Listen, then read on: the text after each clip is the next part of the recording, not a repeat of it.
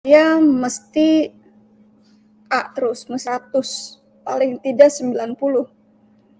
Itu kan target. Nah, target biasanya mengandalkan kemampuan sendiri. Tapi kalau pengharapan, kita tahu kita tuh tidak mampu sama sekali.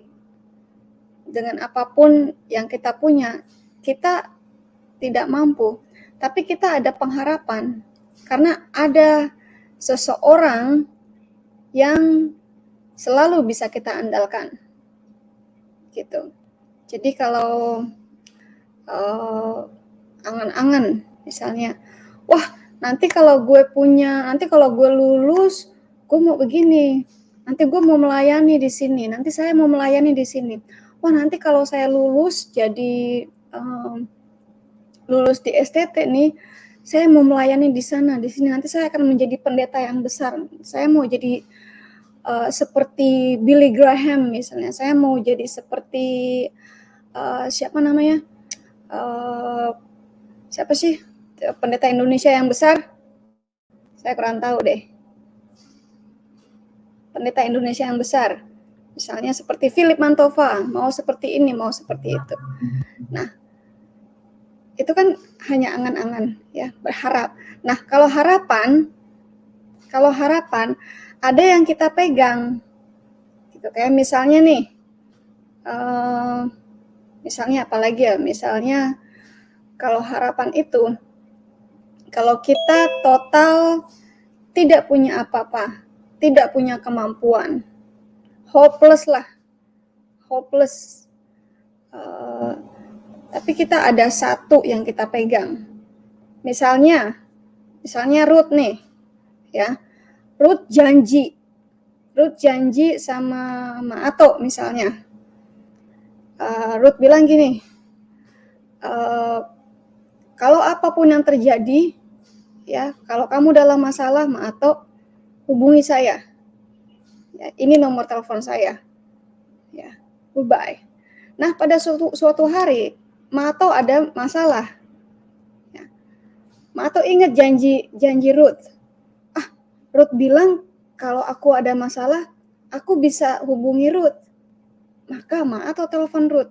Ruth, aku ada masalah. Ingat nggak Ruth bilang kalau aku setiap kali ada masalah bisa hubungi Ruth. Nah, itu janji. Ya, tapi janji manusia bisa ini enggak? Janji manusia bisa apa? Bisa apa sih, bisa rapuh, bisa bohong enggak? Bisa apa ya? Tidak ditepati enggak? Bisa kan? Tapi bisa. Tapi makanya kita jangan mengandalkan manusia. Ya. Kita bisa telepon teman untuk nagih janji. Ya. Tapi ada satu orang yang selalu ada bersama kita dan selalu bisa mengangkat kita dan bisa menarik kita, bisa membukakan pintu. Harapan kita hanya pada satu orang, ya, yaitu Elohim kita. Nah,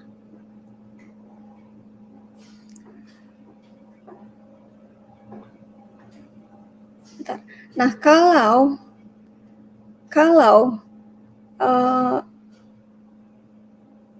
ada nggak sih bedanya atau apa sih yang kita jadikan pegangan? Saya percaya Ruth bisa membantu saya. Misalnya, kalau ada apa-apa saya bisa hubungi Ruth. Karena Ruth bilang seperti ini. Ya. Artinya kita percaya Ruth bisa pegang janji. Benar kan? Nah, tapi saya bilang manusia bisa terpuruk, manusia bisa oleng, manusia bisa jatuh. Ya, mungkin saat itu Ruth dihubungi oleh Maato. Lalu Ruth bilang, ya gue sendiri juga lagi begini Maato, tapi makasih udah menghubungi.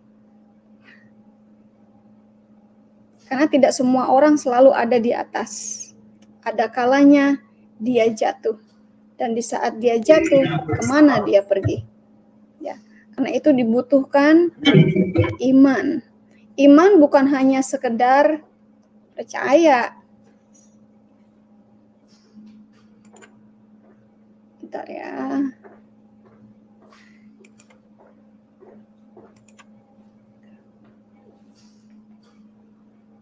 Oke, bentar.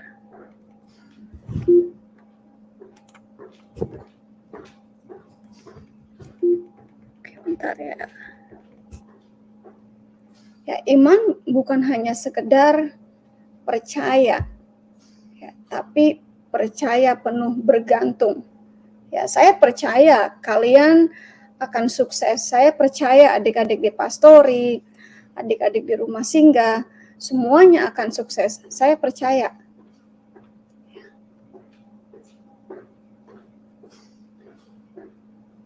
Bentar nih, berisik CCTV bunyi nih. Bentar.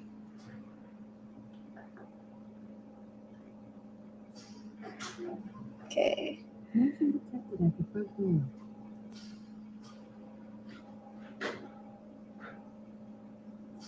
Oke, ya nggak apa-apa Pak Dadang. Ups. Oke. Nah, tadi kan kita belum sembari bincang-bincang, belum doa nih. Ya, saya juga pengen dengar dari yang ketuanya di pastori siapa nih? Yang paling dewasa di pastori siapa?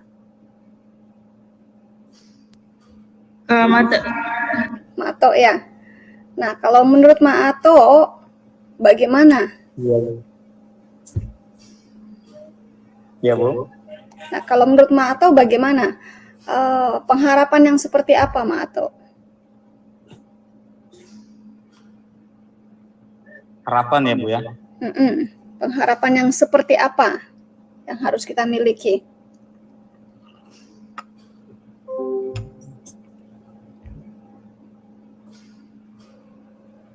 Apa ya? Berarti kalau harapan itu ya sesuatu yang ingin digapai ya, Bu ya. Jadi harus butuh perjuangan, usaha. Memang harapan itu nggak pernah hilang. Udah ada di depan mata kita, cuman bagaimana reaksi kita, tindakan kita untuk menggapai hal itu. Jadi harus butuh usaha perjuangan supaya kita bisa capai sesuatu hal yang kita harapkan itu begitu. Tapi harus dengan standar firman Tuhan ya, nggak boleh menyimpang juga, harus dengan adil dan berjuang secara sehat. Iya, benar. Tadi kan Mato bilang perjuangan ya. Kalau perjuangan berarti kan sulit kan? Sangat sulit, Bu. Nah, kalau dalam perjuangan itu apa aja sih yang diperjuangkan? Pastinya kita berjuang dengan beberapa tahap ya, kita berdoa dulu ya supaya kita bisa mencapainya juga, karena semuanya kita bisa memperoleh segala sesuatunya karena Tuhan juga, kita berdoa berusaha. Nah, terus ya harus bertindak juga, nggak boleh malas ya, Bu ya, karena kalau malas kita nggak bisa capai segala hal yang kita harapkan. Nah, itu. Nggak boleh malas ya, dan tidak boleh cepat menyerah ya. Iya. Dan harus berpikir optimis, Bu, nggak boleh pesimis. Kita jangan gampang menyerah. Kalau kita jatuh sekali, kita harus bangun. Jatuh 2 kali, kita harus bangun. Berapa kali pun kita jatuh, kita harus bangun dan kita harus lari. Betul, Bu. Apakah Maato pernah jatuh? Pernah, Bu, sering. Jatuh bangun pernah. Apakah Maato pernah jatuh dalam dosa?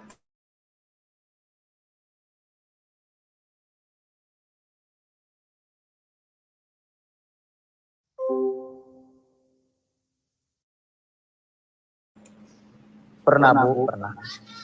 Lalu apa yang Maato lakukan kalau jatuh dalam dosa?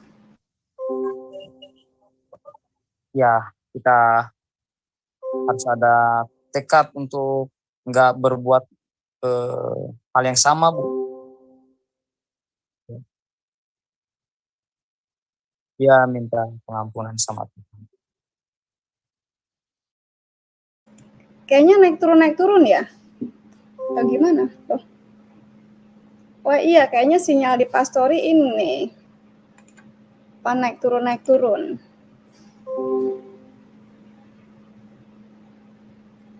Tuh.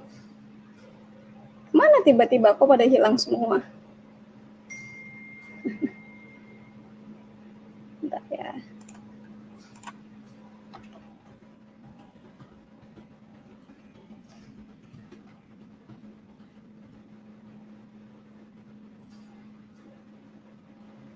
Kayaknya kita ada gangguan ya. Ada gangguan internet. Bentar.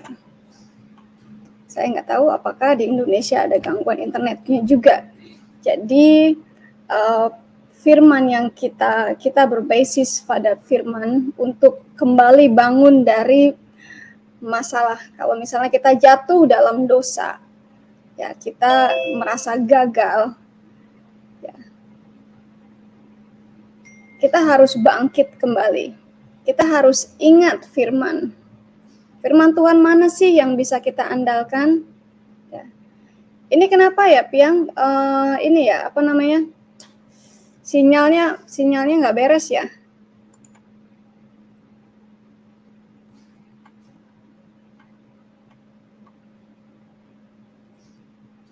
Oh, ini kodek ya? Bagus, Bu. Oh, Agus. Sinyal pada nggak bagus apa gimana sih?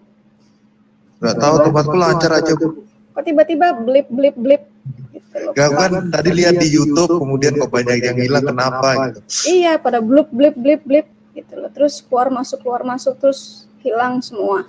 Tiba-tiba hilang semua. Ya. Mungkin sinyal. Ya mungkin yang di Jabodetabek, Bu. Aku kan di Jawa Timur. Mungkin gilirannya Jabodetabek mungkin. Iya, mungkin pas giliran Jabodetabek ya. Kapan tahu Zoom saya juga hilang, tiba-tiba bip, hilang. Jadi saya akan teruskan saja ya. Firman yang kita pakai adalah Ibrani 1 ya.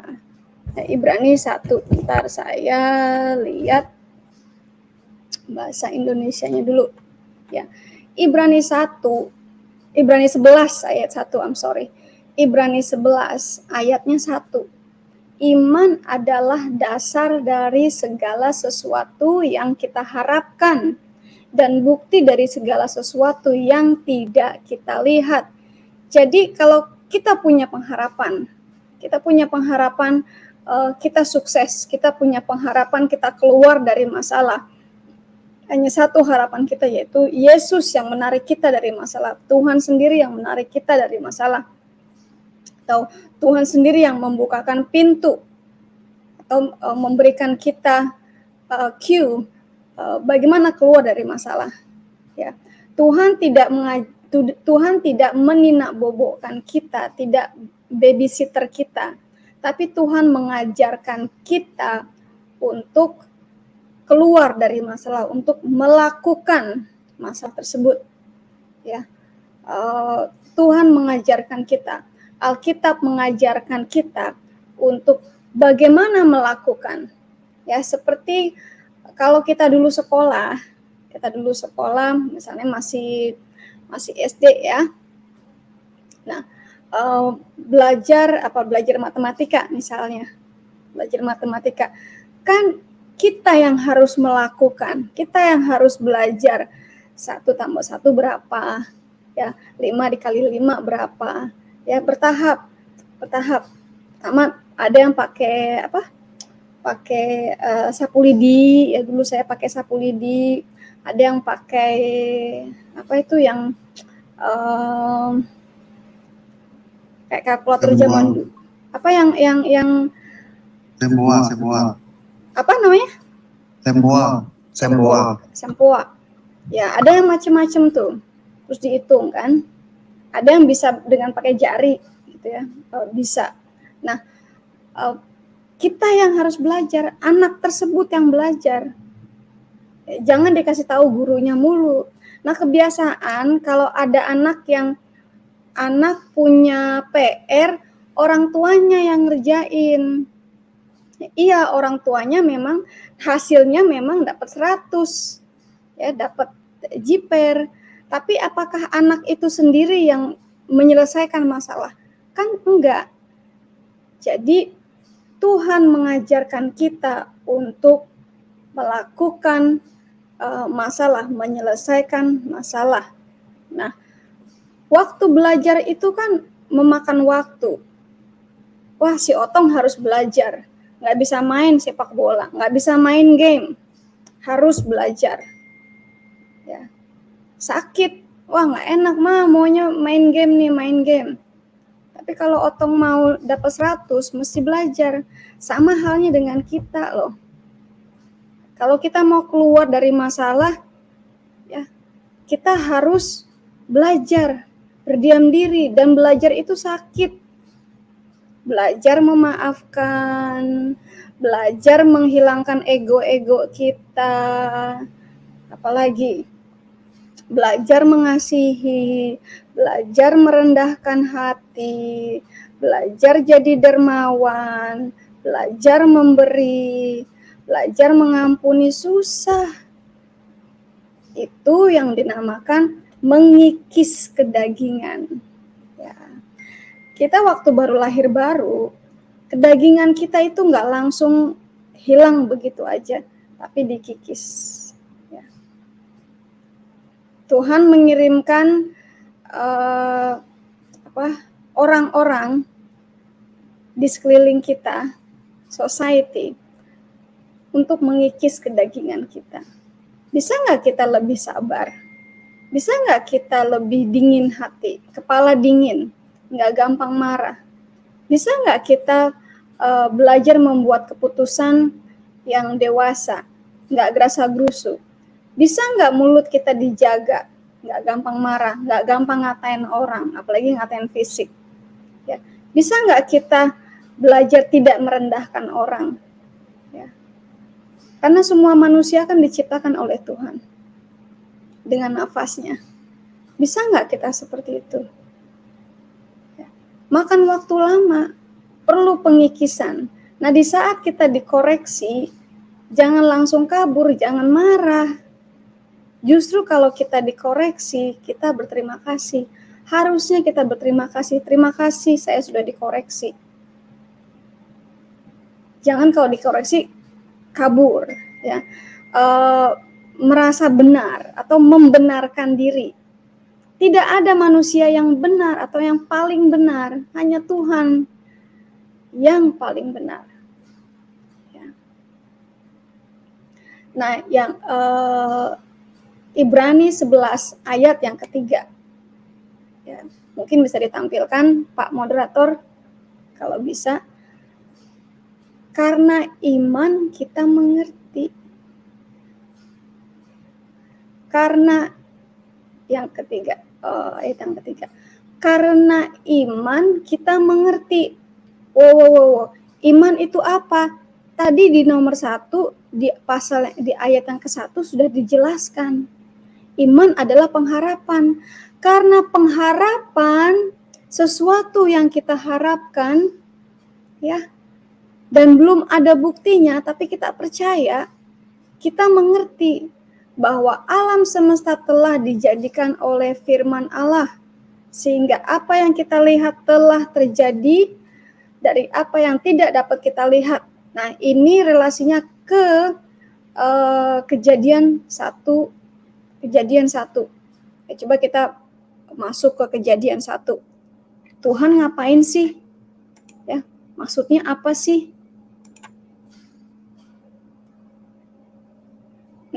Pada mulanya Allah menciptakan langit dan bumi. Bumi belum terbentuk dan kosong. Gelap gulita menutupi samudera raya. Dan roh Allah melayang-layang di atas permukaan air. Ya. Berfirmanlah Allah. Berfirman artinya mengucapkan, kan? Kalau di King James-nya dikatakan and God said, dan Allah berkata, dan Allah berfirman, and God said. Jadi dikatakan dulu kan, jadilah terang. Lalu terang itu jadi.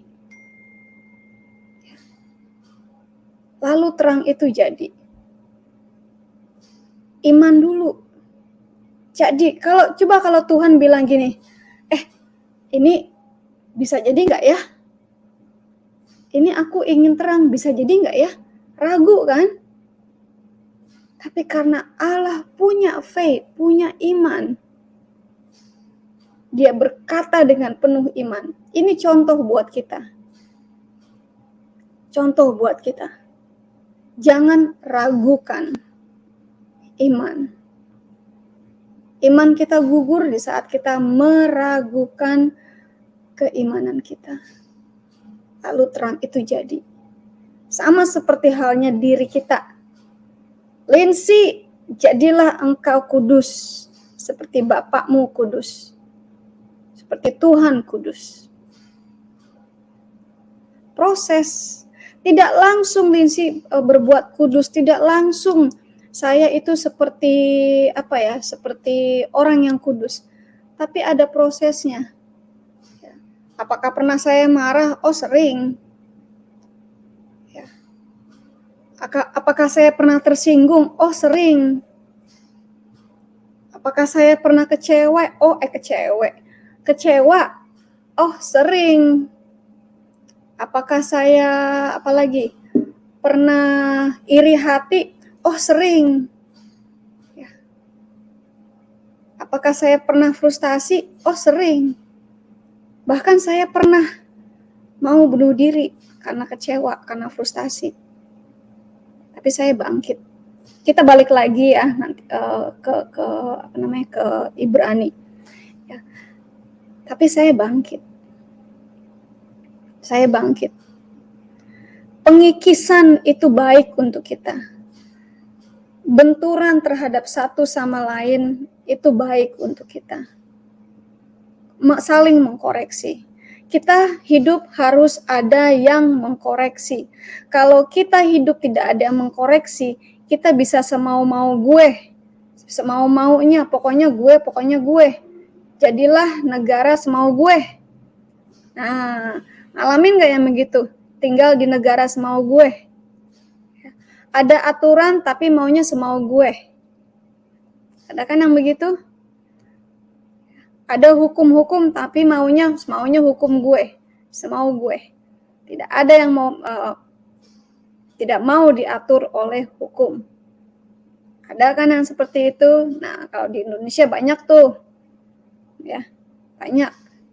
Tidak mau diatur. Sebentar-bentar protes. Bentar-bentar berontak. Bentar-bentar di jalanan protes. Ya, udah protes minta kopi sama nasi bungkus lagi. Ya, kita tidak seperti itu. Pengikisan, pergesekan antara satu sama lain, terutama teman-teman yang apologet ya, akan ada pergesekan dengan apologet yang satu dengan yang lainnya. It's okay, ya. Pergesekan itu membuat iman kita bertumbuh, membuat kita semakin dewasa. Ya, teman-teman ya. Jadi ya kecewa yang tidak jujur itu sudah pasti. Tapi kita tidak bisa mengharapkan semua orang bisa seperti kita. Kita tidak bisa mengharapkan semua orang bisa seperti kita. Kita tidak bisa mengharapkan semua orang bisa jujur seperti kita. Karena masih banyak orang manusia di antara kita yang masih dikuasai oleh kedagingan, ya. Masih banyak seperti itu. Jangankan di negara kadrun, di orang-orang tetangga sebelah, di kadrun-kadrun nih, di Kristen aja banyak yang begitu. Ya. Tapi kita harus mulai dari diri kita sendiri. Semuanya kalau kita ingin lingkungan kita berubah, kita harus mulai dari diri kita sendiri. Yang paling kecil, diri kita sendiri.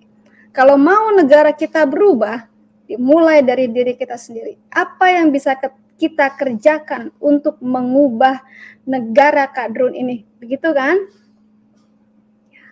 Jadi dimulai dari diri sendiri dulu.